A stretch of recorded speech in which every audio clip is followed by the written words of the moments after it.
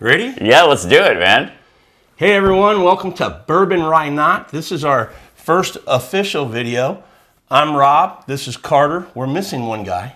Yeah, we are, man. We're missing the Mashbill Matt. Matt. He's the third co-host on our show, and we're looking forward to kicking off our YouTube channel. We've been doing podcasts. We've got, 25 episodes out. Yeah, definitely.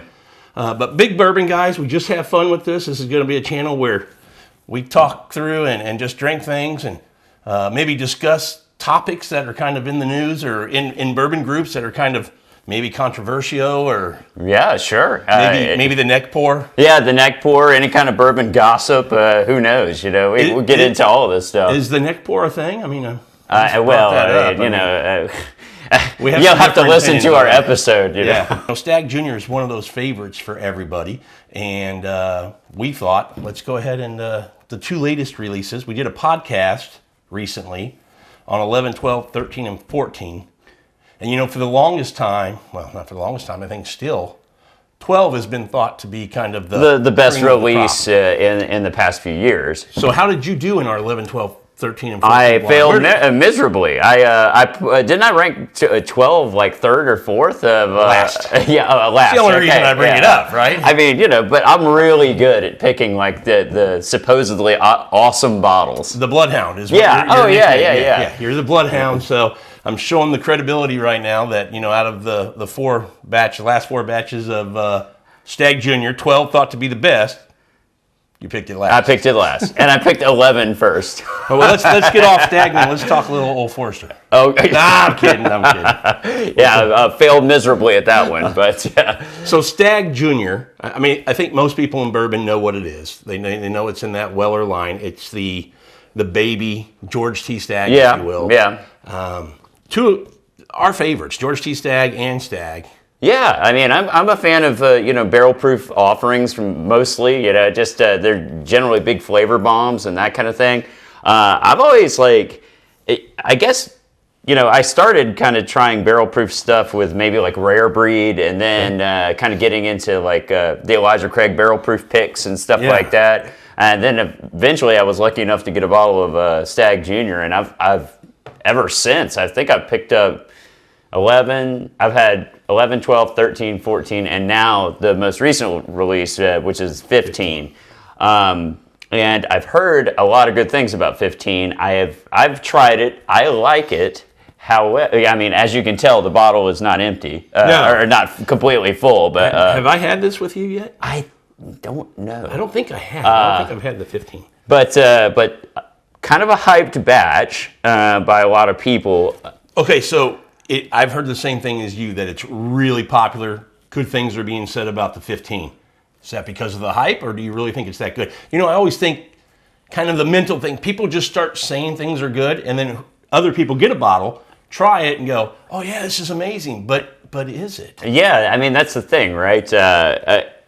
So here we are with a blind of batch 14, which is the previous batch, and 15. And we're just here to see how it all hold up. And if we're going to be honest, 14 should lose easily. Yeah, I did not like 14. And for me, it came in first on the blind that we did with the last four. But I say it should lose only because 12 was so highly thought of. But the next one that kind of is getting that kind of attention is the 15. So logic would say that this should kick this one's ass. You'd think. We're about to find out. Well, we're about to find out, yeah. So my wife poured us a couple of wines. We don't know which one's in which. And we'll just kind of go through them and see what we think. Yeah, no doubt. Just dive in. Yeah, sure. Right off the bat, it just smacks you in the face. I love barrel proof bourbon. And I'm a big nose guy, so I always kind of lead with that. So I can see the numbers in the bottom. I'm going to say 1 and 2. This is our 1. This is the 2. Yeah, right. Number 1 to me has a way better nose. Oh, me too. Me too. Right off the bat. Yeah. Much more fruit. I'm getting some more caramel and like a honeygram or something. Kind of almost like a bready, thing going on. The nose on 2. Boy, it just doesn't compete. It's not bad. It's not bad, and you can definitely pick out some similarities in Absolutely. it. You know, I mean, you would know that these kind of came from the same distiller. Yeah. And these go retail for what, like $60 if you can I'd say find them. 60, 65 here in our market. That's in the Houston market. Yeah, I'd say though, like generally speaking, we don't find these. I mean, a lot of times I've hunted a few of them and gotten them, but like a lot of times I buy them on secondary. You know, just because I'm a huge fan. Secondary, $100, right around. 125. 125. 125. This one I think is going for 150. The 15. So yeah, I've gotten lucky that the ones I have, I've found at retail. yeah. I mean, that's the ideal Yeah. method of finding it. Okay, definitely like the nose on one way better. Yeah, this one's two's got kind of like a little bit of like a funk thing going on to it. Like, well, like I said on one, I think it's got this kind of honeygram type of thing, almost a hair of like a maple note to it. You know where I get the maple? I just took a little sip, and on the nose, that maple. Hey, you're jumping the gun. I am. You've got bourbon in front of me, dude. I can't sit that long. It's got a hair of a like on this one, I'm getting more maple, honeygram, kind of a little bit of a bready thing, and then maybe a hair of like cherry. But maybe that's just because I know like this is mash bill 1, right? For Yes. Buffalo Trace. Yes. So that just always naturally has that cherry note to it.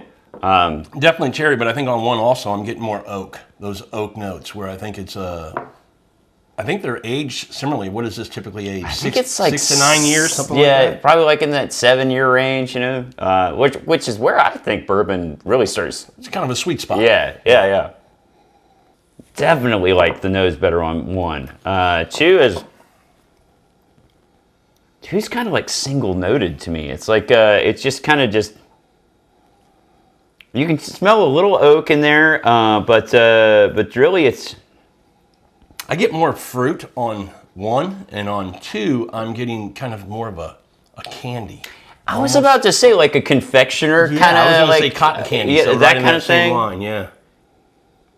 Uh-oh, now that scares me because I've heard that 15 has a real really? like sweet confectioner note to it. Well, don't let it get in your head, man. I'm just gonna say which one I like best. You know, whatever. That's all I'm gonna do. Let the judgment proceed. You know. Yeah. No. All right. I'm going in. I'm trying it. That's what she said. Oh, sorry. Michael Scott right there. Okay. Now I'm a little confused because I think on the nose, and I don't even think, on the nose I like one better. I definitely like one better on the nose. On the palate, well, you know what I'm about to say, so tell me what you think. Yeah. I like Who's better on to. the palate. I do too. Man, So- it's a lot more complex. It's I actually like the finish better too. yeah, it's long. Like I mean, you would expect. I mean, we're looking at 131.1 proof, and we're looking at 130.2 proof here. They're very similar. Yeah, but you know it's going to be hot. Like this is this is the first pour that I've had today, so I'm definitely like, whoa, here we go. But yeah, I greatly like two. I like both of them. I mean, Yeah. if we're going to be honest, I think everybody kind of starts to pick which one's better, but anybody would be happy to have either one of these or any of the Stagg Juniors for that matter. But if I'm going to be honest, I like the nose on two, but the palate and the finish trumps it for me. And I mean on one, but the palate and the finish on two trumps it for me. So okay, on two, it definitely has that George T. Stagg kind of quality to it. It's got that depth of flavor. It's got that kind of oak presence that you have in like an aged Buffalo Trace product. It's got that sweetness to it. It's a great balanced whiskey. I just wish the nose was as good as one, and then it would be an awesome whiskey. Yeah, I know. I agree with you. I think you're spot on with that assessment. I would just say, okay, you say after saying that, which one wins for you? Because for me, the nose is clearly better on one, Yeah. in my opinion. On 2, the palate and the finish kick one's ass. Oh, yeah. And it just feels like on the mouthfeel a more complex and structured bourbon. I get this explosion of flavor on my palate. I that agree. I'm not getting on 1. On 1, it's almost thin.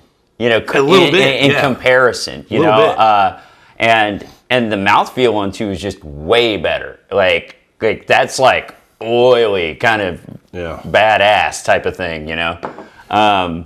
While we're continuing to sip, tell me, where does this fall? I mean, everybody loves Weller, right? Weller puts out nothing but good stuff.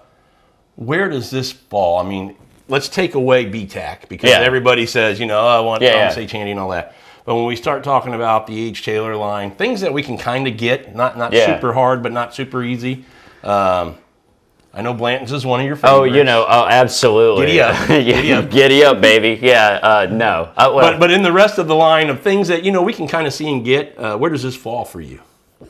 Within the obtainable Buffalo Trace, Sazerac type offerings, like semi-attainable, I would say this is way up there. Like, I would much rather have this than like an E.H. Taylor single barrel, personally speaking. Yeah. For me, when you get out of the BTAC line, it's really close between this and E.H. Taylor barrel proof, because I do like the barrel proof products.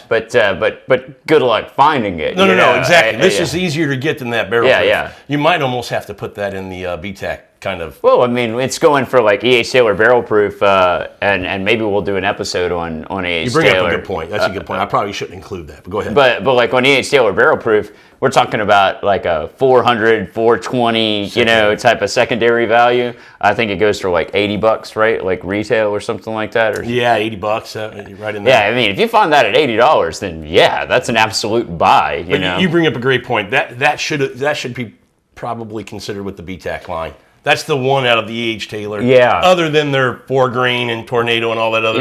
Oh, there's the special releases and stuff. Yeah. So in single barrel, we're going small batch from E.H. Taylor. Yeah, this just kicks everything's butt. I mean, but what I've always liked about like Stagg Jr. Is that you still get that, because it's barrel proof. You're not just getting all sweetness, like in a lot of the times with like the Buffalo Trace. You know, it's very, very, the picks that are real good end up leaning real sweet. This, you're getting a lot of oak, more balance, you know, a little bit more complexion to it, you know. Now, I say that, and I've had some Buffalo Trace picks, and I'm like, oh my God, you know, this is amazing. But yeah. On the topic of Buffalo Trace, I find that I not only like, but the majority of ones that I really like are picks, not the standard ones on the shelf for the Buffalo Trace. Man, this keeps getting better. Two keeps getting better. I've also seen recently that 12 and 15 have been in some blinds with George T. Staggs and have come out on top. Now, I've heard that too.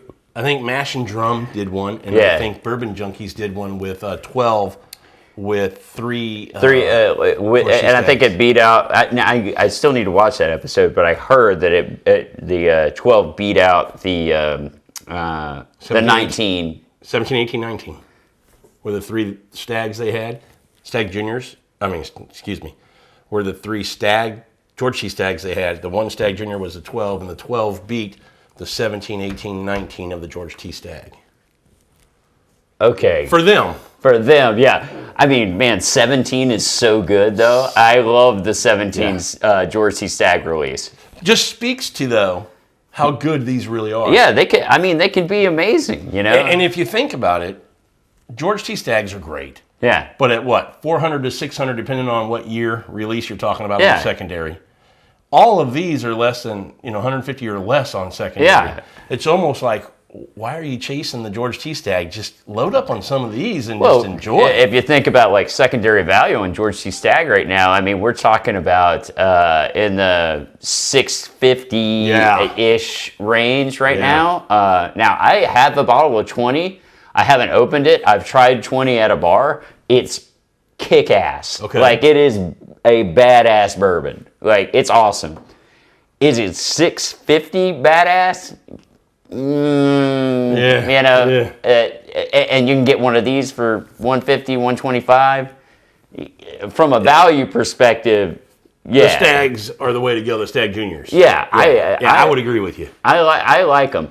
Now, a good comparison, if somebody can't get Stagg Junior, I'd say, a good alternative would be like Elijah Craig Barrel Proof, something like that.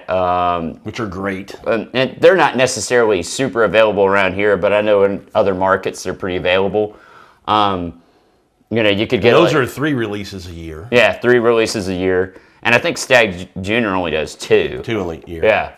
So, and we always get them late. Like, I don't even know that 15 here has been. I think it's just hit our market. Yeah. Even though it was the end of 2020 released nationally, it just hit the Texas we always market get them late. maybe a couple weeks ago, a month ago, whatever. Yeah. Well, we always get them late, and it's kind of it sucks for us because I watch a lot of YouTube, other bourbon reviewers and that kind of thing, and they'll be reviewing it before we even get it in our market. Damn, I want geez, man, come on, this is terrible. But okay, I'm revisiting these just to see. It's very clear and scientifically proven that oxygen can affect your whiskey. Absolutely. And so absolutely. I'm assuming the time it's had in glass with the oxygen touching it. Oh yeah, should be different. Scientific fact. Yeah. So let's see. Dude, the nose on one is still better though. It is. I mean, it's more complex, but the nose on 2 is just faint. Mm-hmm. But boy, on the palate, it kicks the crap out of number 1 for me. Oh yeah, all the way. Palate and finish. I mean, nose is one thing always we taste with our nose first. But 2 out of 3. Yeah. Palate and finish trumps the nose for me. Yeah. So I'm going number 2 is my favorite. Yep. Shall we reveal? And yeah. Let's do the reveal and see if we get embarrassed here. What do you think we've got? I do think number 2 is the 15 batch 15. Yeah, I think I'm agreeing. I do think that's it. Yeah. So, well, drum roll, please. Okay. God dang, dude. 1 is 15, 2 is 14, and I picked 14 in our four pour blind when we did the last 4 releases. But do we just suck? I mean, do we have just trash palates or something? I think these bottles get some hype, and until you do them blind, I mean. Well, I think Bourbon 14? Junkies didn't rank 15 very high. They didn't. So I know Mash and Drum, Jason did, ranked it pretty high. And I know he didn't like 14 very much. Man, 14 on the nose, I agree on the nose. It's very faint. It's very faint, but the palate's like in the finish, it's just so much better. The finish is. Oh yeah. It's not even close for me. Same. Well, I would say any of these people trying to trade a 14 because they don't want it because they think 12 or 15 is better. At least for you, 12 is.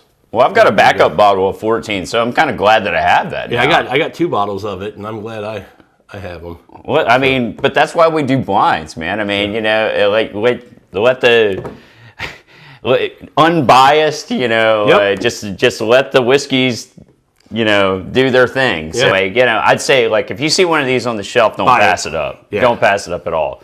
Even if you're, if it's a 14, let us know, and we'll, Yeah, I guess we'll buy it. Yeah, because who knew? At the last batches, it's supposed to be 12 and 15 kind of neck and neck. Yeah. And for different reasons. And then 13, and then 14 is kind of pushed over to the side. But and here we are, 14. Now, 14 finished second for you in our 4 blind. You picked number 11. 11 won, which is not considered a very good batch. So maybe I just suck. But we're going to find out. We'll keep doing this, and at some point we'll have enough data to know if you suck or not. Hey, look, don't believe the hype all the time. I guess that's the important thing that we're stressing here. Right. So yeah, if somebody says, "Oh, that sucks," take it with a grain of salt, Hey, fun first episode. Oh yeah, man, absolutely. So we can be embarrassed on Hey man, on we're YouTube humble guys. and We're not everything. on here trying to say we're experts or anything. We're just trying stuff and telling you what we think, what we like. Yeah, like, comment, and subscribe. Definitely. We're going to try and release one of these at least once a week if we possibly can. Absolutely. We also have a podcast. It's called Bourbon ! Rye not ? We're available on any of the Anywhere you listen. Yeah, exactly. Spotify, Apple, all those different places. Google, so. whatever. Yep. Yeah. Podcast Addict. Also, we have a Facebook page. Jump on our group, Bourbon Rye Not. Same thing. Instagram, Instagram, You Twitter. can find us and there. Follow us. Get in the group. We have some fun discussion. It's growing. So look for us to be around for a little bit. Yeah. Some fun content. We'll start doing some different things. Yeah, man. No doubt. No All right, doubt. man. Till our next episode. Thanks for joining us. And we'll be back drinking more bourbon real soon. Rye not.